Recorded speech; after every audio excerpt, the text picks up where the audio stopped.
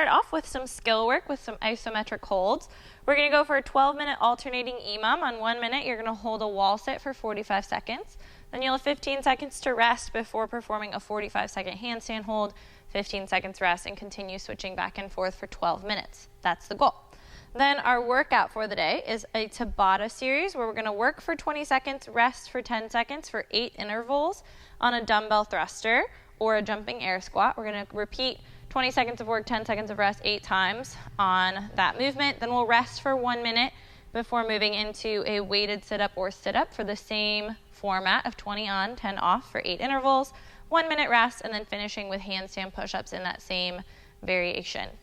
For our wall sit, you're going to come to the wall, slide your feet forward, and then slide the hips down the wall until our thighs are parallel to the ground. If I wanted to make this harder, I could hold onto a weight if I wanted a bigger challenge for that movement. If 45 seconds feels too difficult, I could always rest a little early. Maybe I perform a 30-second wall sit hold instead of 45 seconds. Or I can bring my hips a little higher up the wall so I'm not quite parallel to the floor to make that a little easier. Next, our handstand hold. I can do this a couple different ways. I can walk my feet up the wall, walk my hands into the wall, and I can perform my handstand facing the wall with my belly into the wall, making sure I'm staying nice and tight through my midline.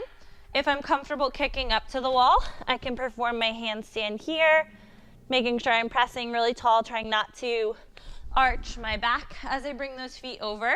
If that's difficult, then I can bring my feet to a surface like your couch or a chair, and I can elevate my hips over my shoulders and perform a variation of a handstand here, or I can perform a simple plank hold instead. If 45 seconds feels like too much, just drop the time down, try a 30-second handstand hold throughout instead.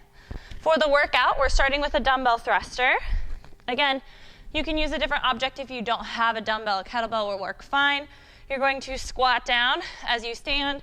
You're going to press overhead. If you have only one weight that you're going to hold in one hand, you'll do one round on the right side, and then the next 20-second interval you'll do on the left. If you have something you can hold in both hands, then you're just going to continue with that variation throughout.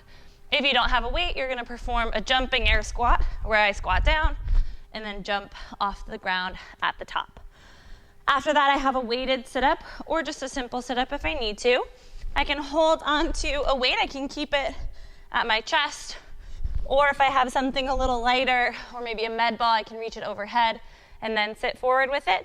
If I don't have a weight or that's too difficult, then I'm going to just perform a sit-up, hands reach overhead, sit up, shoulders past my hips at the top, and then finishing with a handstand push-up.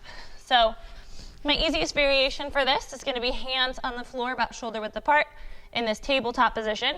I'm going to tuck my chin into my chest, head comes forward in front of my hands, and then press back up. If that's easy, I'll elevate my hips, walking onto my toes. Shoulders come forward, head comes down in front of the hands again, and then press back up. If that's still easy, I can do the same thing, but elevating my feet, piking my hips up, shoulders forward, head forward, and press up and back. Or I can perform a handstand push-up against the wall. Have fun.